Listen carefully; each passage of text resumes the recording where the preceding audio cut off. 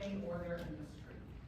Please welcome Brittany Thomas and Monica Hernandez as they share replicable strategies to use in your classroom now to improve the essential employability skills of your students.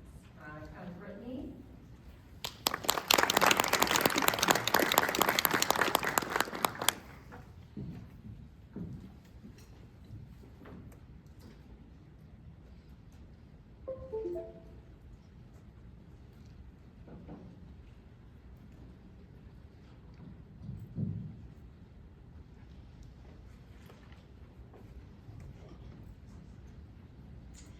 I'm Brittany Thomas. I've been teaching for 4 years, and this is my 3rd year here at West High. And I'm Monica Hernandez, and I have been teaching for 22 years, 4 years in high school and 18 in middle school, and this is my 2nd year at West High. Today we're going to take a closer look at our fashion design pathway at West Aurora High School, what it offers, how it prepares students with essentials and the real world experiences that set it apart. We're going to start by talking about our course pathway overview. In Fashion Design 1, we have mostly freshmen, but it is open to all students. In that course, we focus on our students gaining basic garment construction skills. In Fashion Design 2, those skills build off of Fashion Design 1, and those students learn advanced garment construction techniques. And then independent study, those students create a full garment ensemble that reflects them as a personal designer. And they start from mood boards to sketches to a muslin mock-up and then a final garment. And then we added an internship component to our program this year, where those students are placed at an internship site and have to work 6 hours per week. This year we have 2 students a part of that program placed at 3 different internship sites. Hi, I'm Giselle, and throughout my 4 years in fashion design, I faced countless challenges in garment construction. Every mistake, whether a crooked seam or a pattern that didn't quite work, taught me to problem solve, think critically, and push forward. In this field, failure isn't an endpoint, it's a learning moment. Each time something went wrong, I had to analyze my options, pick the best solution, and keep moving. That perseverance and self-drive carried into my fashion internship. When things didn't go as planned, I didn't panic, I adjusted. I looked at the situation again, made the best decision in the moment, and kept improving. Fashion has taught me to keep going no matter what, and that's a skill I'll take with me everywhere.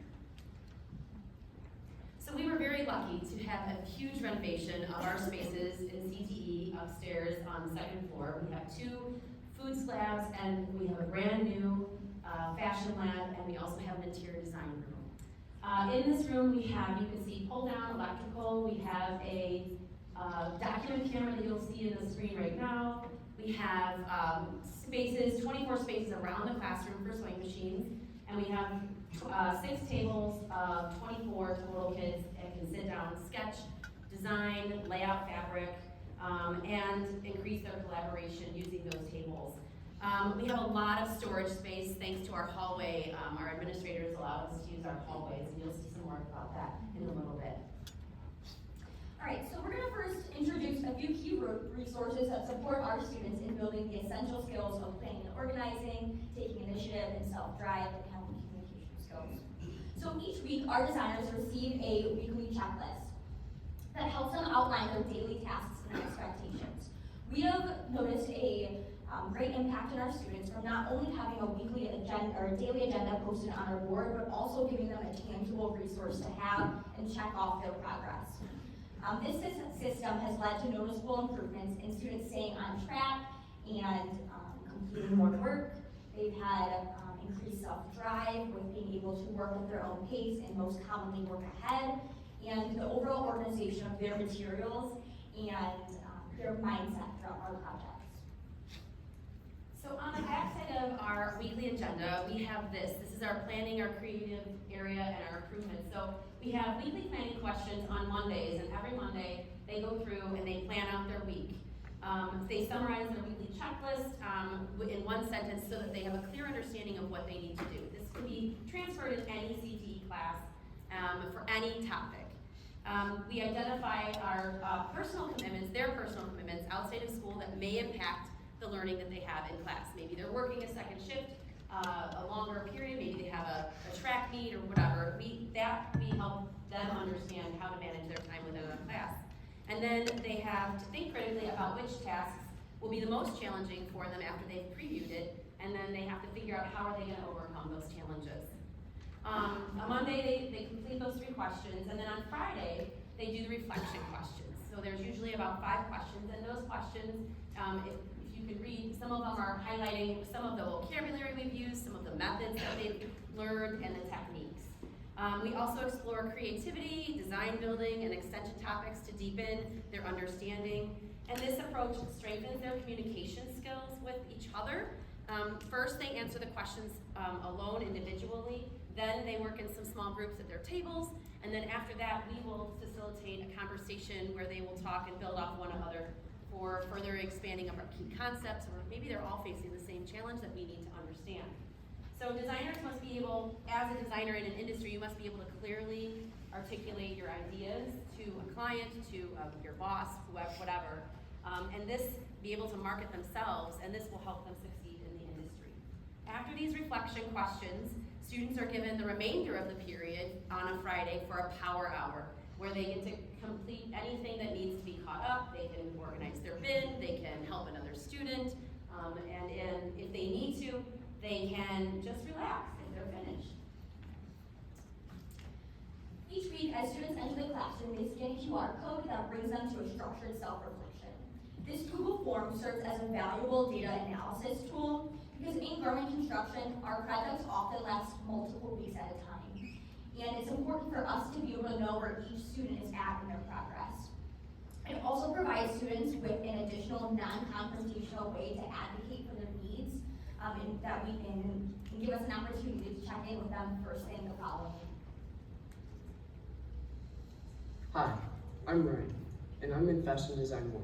One of the biggest things I've learned in this class is how important planning and organizing are.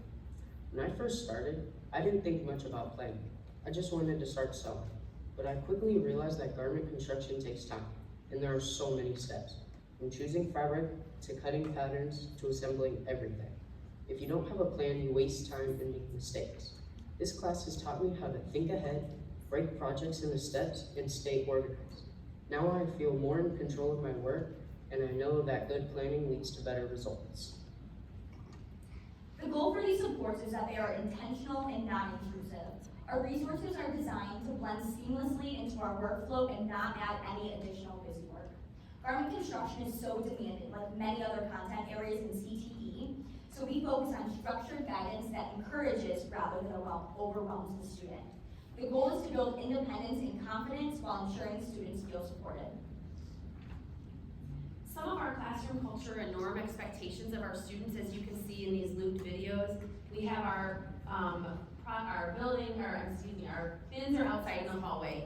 Our students are able to come in a routine, walk into the classroom, get to their sewing machine, they gather any necessary supplies that they need, they set up their machines before we address the class.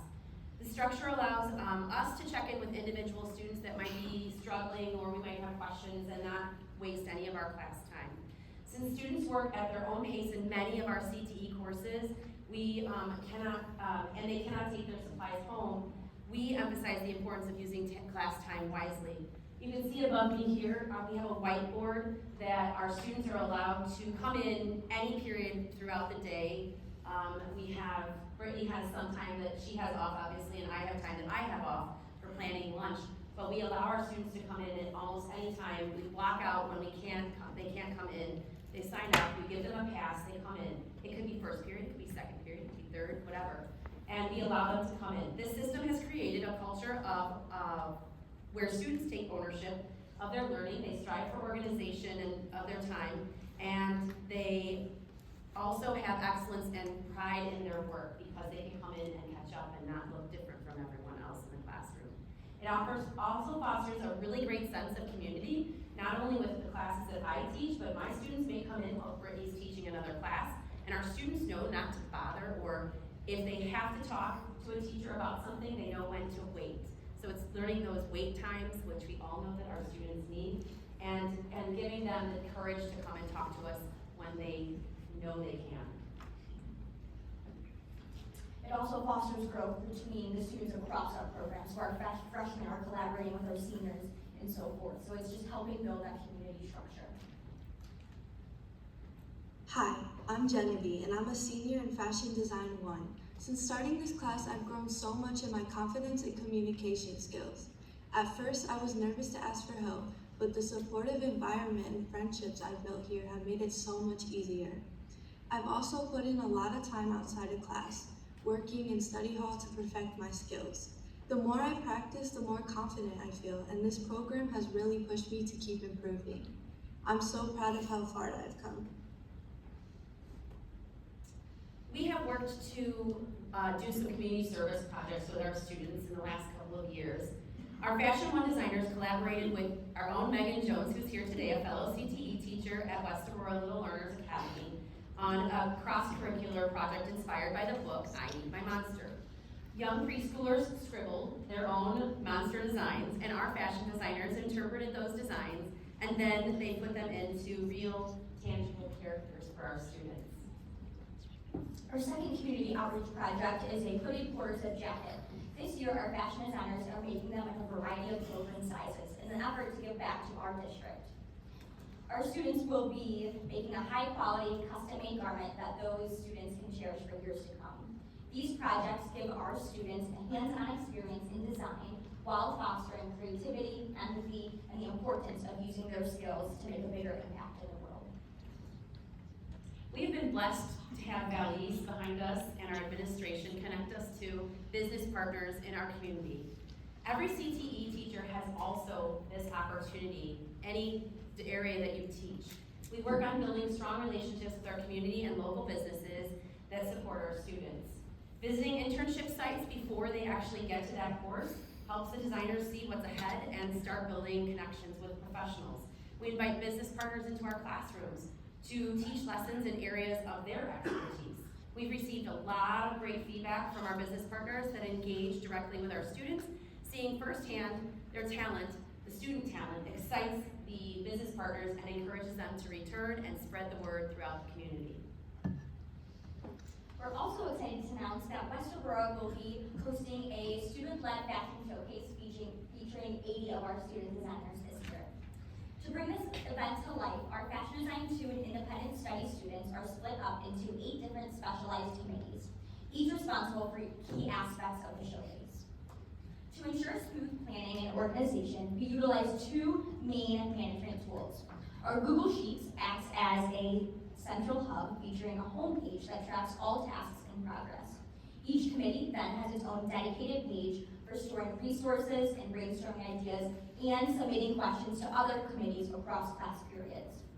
In addition to this digital tool, we also have a physical whiteboard in the classroom that is updated weekly to highlight our top priority tasks.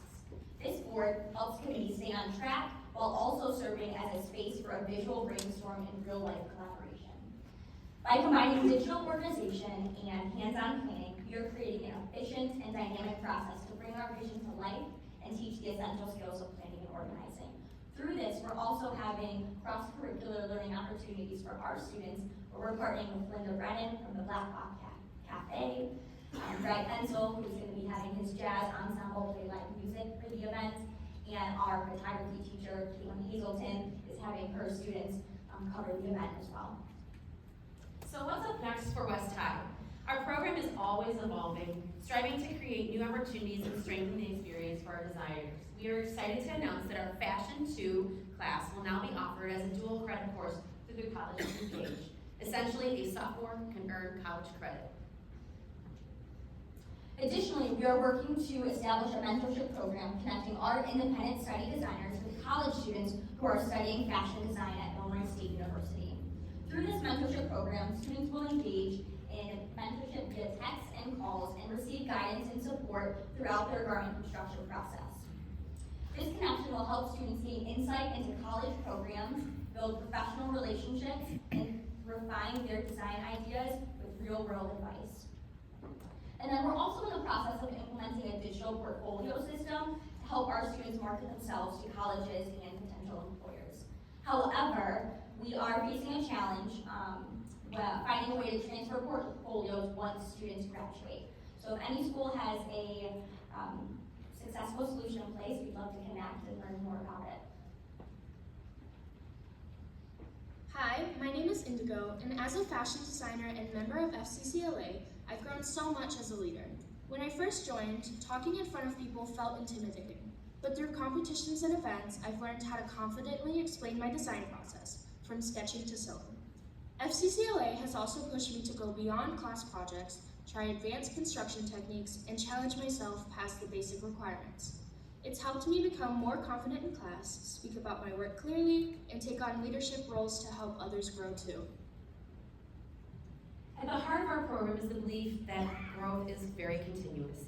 By embracing and enhancing innovation and seeking new opportunities, we show our students that learning doesn't stop after high school. It's a lifelong process that opens doors to success.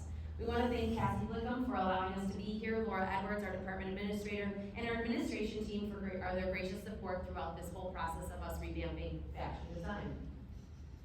If you're interested in using any of our resources, when Cassie sends out the slideshow, you can click on these images and copy them for your use. Thank you so much.